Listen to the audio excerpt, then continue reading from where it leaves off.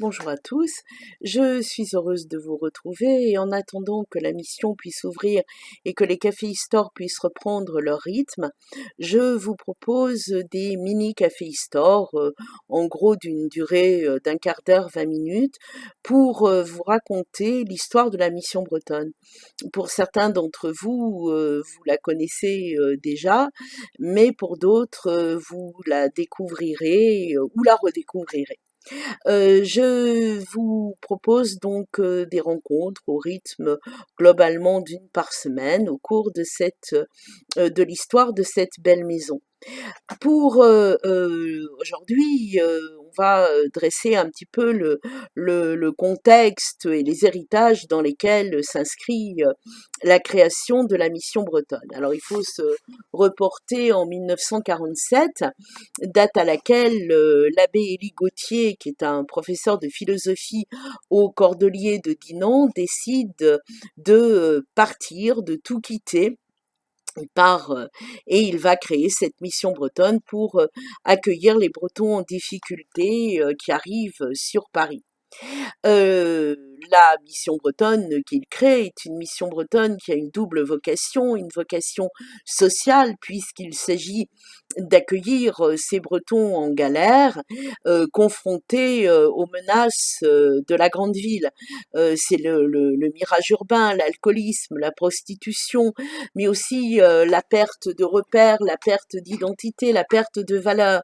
Et à côté de l'objectif social de la mission, il y a un objectif religieux. Fès à Braise, hein, la foi et la Bretagne sont sœurs, dit-on en Bretagne à l'époque.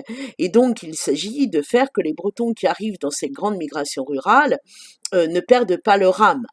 Alors, ce qui est évidemment bien différent de ce que l'on vit à la mission bretonne au tournant des années 2020, puisque la mission bretonne est devenue avant tout un centre culturel breton dont l'objectif est de valoriser la culture bretonne sous toutes ses formes.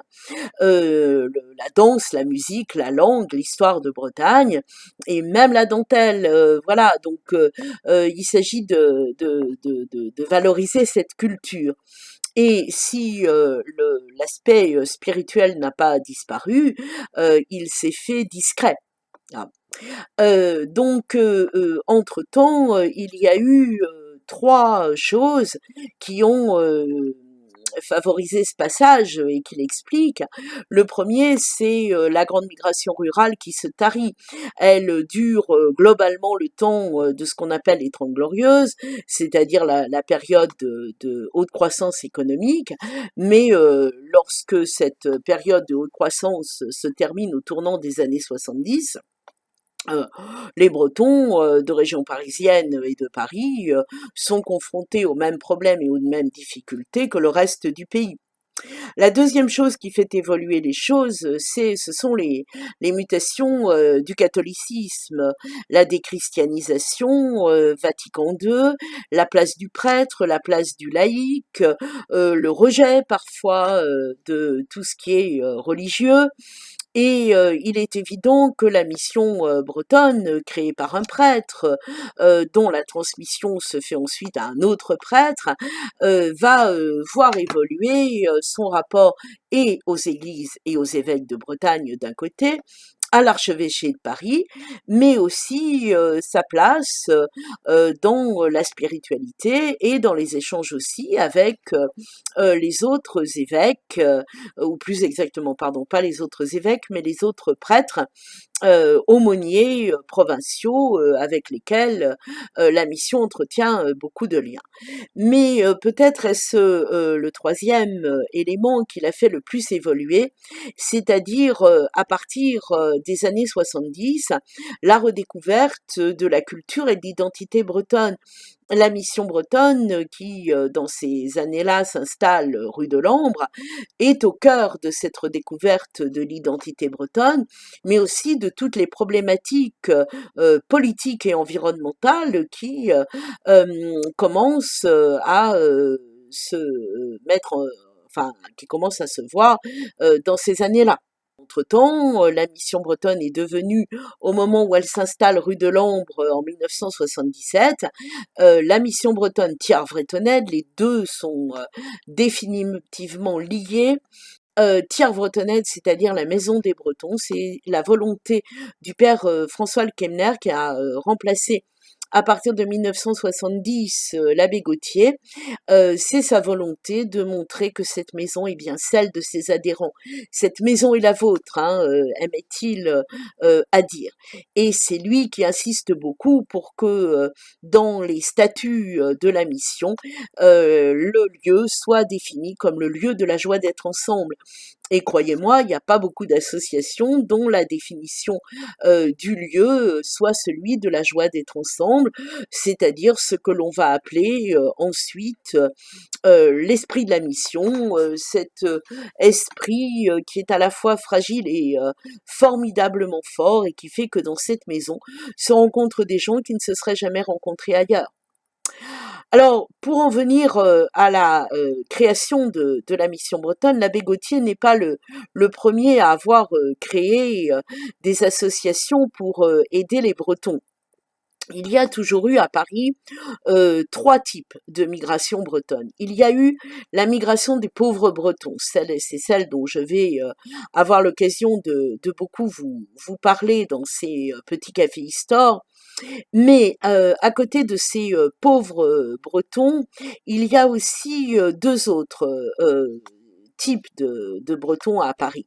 Il y a d'abord les élites bretonnes, au clergé, aristocrates, mais aussi quand on est au lendemain de la Seconde Guerre mondiale, des médecins, des avocats, des hommes d'affaires, des financiers, des banquiers, des professeurs, qui ont pignon sur rue, qui ont réussi, et dont beaucoup sont marqués par le développement du catholicisme social, qui est une des caractéristiques de la Bretagne, puisque dans la foulée de l'abbé Trochu, de l'abbé Moncel ou de l'abbé Bridel, beaucoup de Bretons vont se rallier à ce catholicisme social initié par Marc Sangnier et par les sionistes.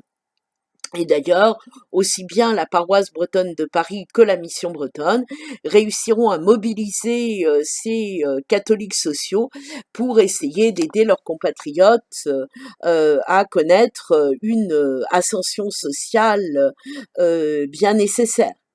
Et puis il y a un troisième groupe de migrants, ce sont les artistes.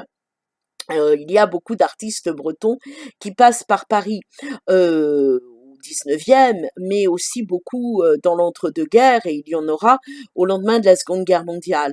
Et si pour beaucoup d'entre eux, leur carrière est une carrière bretonne, le passage par Paris les aide à se découvrir, à se former, un petit peu comme un passage initiatique.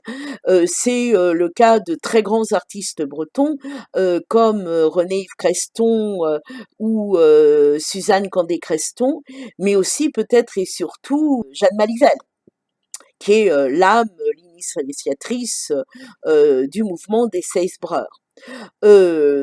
Les artistes bretons représentent une part aussi non négligeable, parmi lesquels il faut citer Maurice Le Squezec ou Max Jacob, qui venaient de Quimper.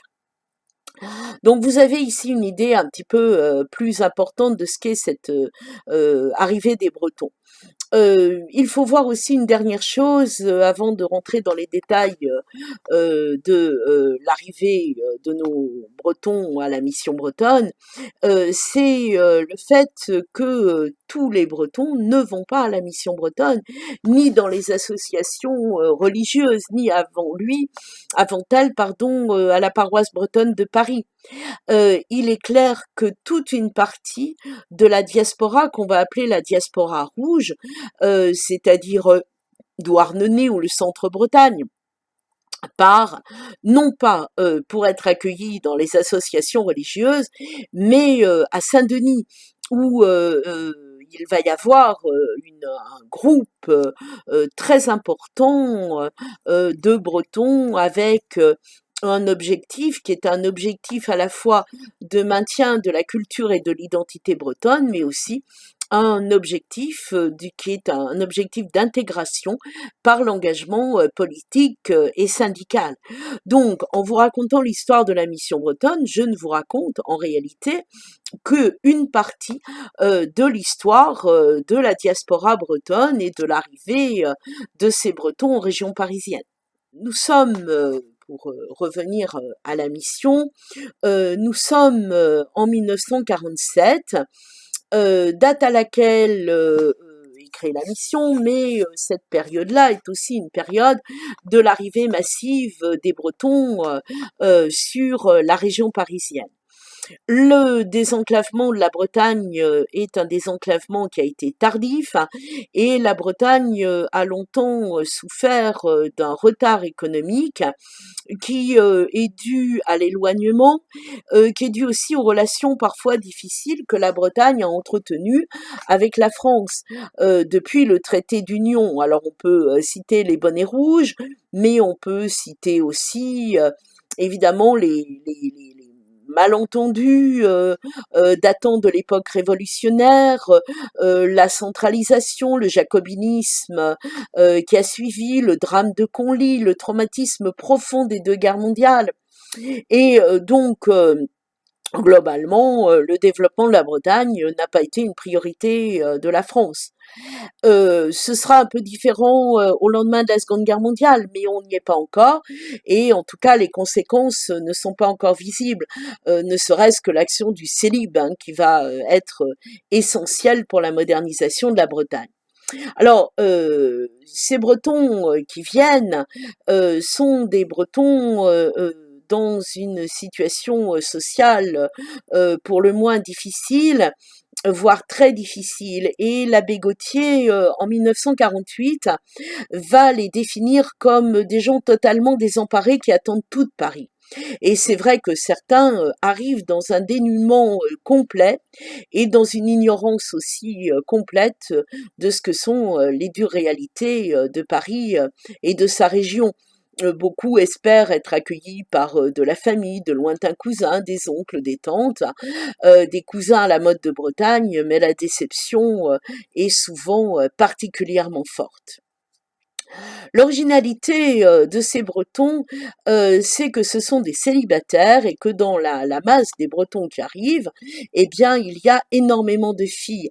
La diaspora bretonne est une diaspora féminine, de filles qui sont sans doute moins mal formées qu'on ne le dit.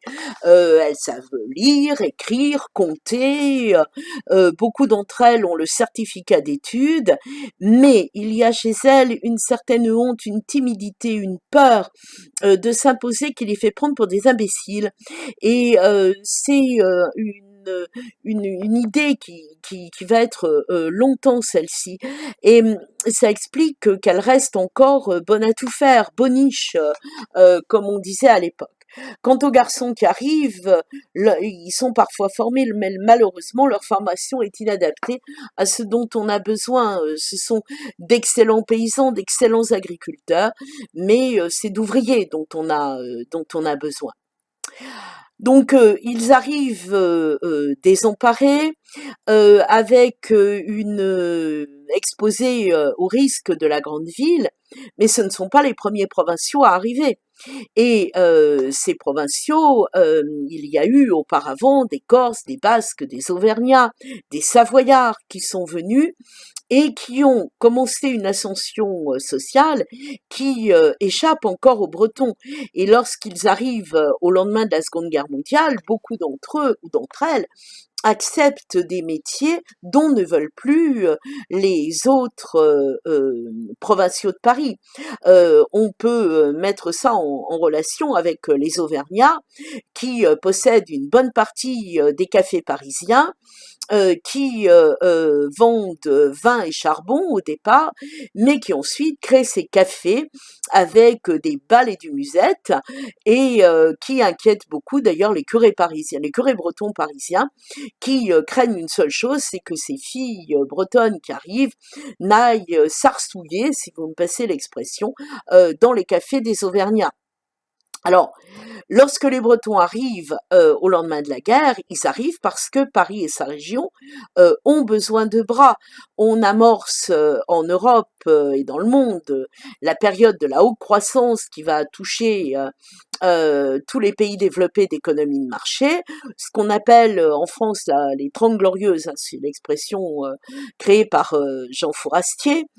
Et donc, on a besoin de bras pour construire des logements, construire des hôpitaux, des routes, des autoroutes, des transports en commun, créer des infrastructures pour recevoir des services. On a besoin d'hôpitaux, on a besoin d'écoles, d'autant plus que le baby-boom est en train de s'amorcer. Donc les Bretons vont être l'immigration de l'intérieur, dans le même temps une immigration de l'extérieur, venant des colonies françaises qui se décolonisent petit à petit, et donc formant une masse d'arrivées qui se retrouve à l'époque dans les banlieues. Alors, lorsque l'abbé Gautier décide de venir à Paris, il va s'inscrire dans une tradition un peu ancienne, qui est celle des amicales et des sociétés bretonnes. Cela fait longtemps que les Bretons arrivant à Paris s'organisent, soit par ville, soit par département. Vous avez des amicales et des associations comme la Vantaise ou comme la Société des Côtes du Nord. Au début, ils accueillent les populations directement issues de leur espace géographique, et puis petit à petit, cela va s'ouvrir. Mais ce qui est peut-être le plus marquant pour la mission bretonne, c'est l'héritage de la paroisse bretonne de Paris, qui avait été créée en 1897 par l'abbé François Cadic, originaire de Noyal-Pontivy dans le Morbihan. C'est lui qui va inventer la première sécurité sociale, des mutuelles. Il fait un travail absolument extraordinaire, disons jusqu'à la fin de la Première Guerre mondiale, et puis les difficultés arrivent, et finalement l'abbé Cadic meurt en 1929, et il incarnait tellement cette paroisse bretonne de Paris qu'elle ne lui survit pas. Elle meurt en 1929, hein, la même année que son fondateur. À ce moment-là, il y a un certain vide qui est comblé soit par des amicales et des sociétés laïques, dont la principale est la Bretagne, mais la Bretagne va disparaître en 1939. Il y a aussi un vide comblé par des prêtres, en particulier de la paroisse Sainte-Anne de Maison-Blanche dans le 13e. Mais c'est la mission bretonne qui va combler le vide en 1947. Alors, on verra dans le chapitre suivant les conditions même de la création de la mission, mais vous voyez donc les héritages et le contexte de ces provinciaux de Paris dans lequel s'inscrit la mission bretonne créée donc en 1947.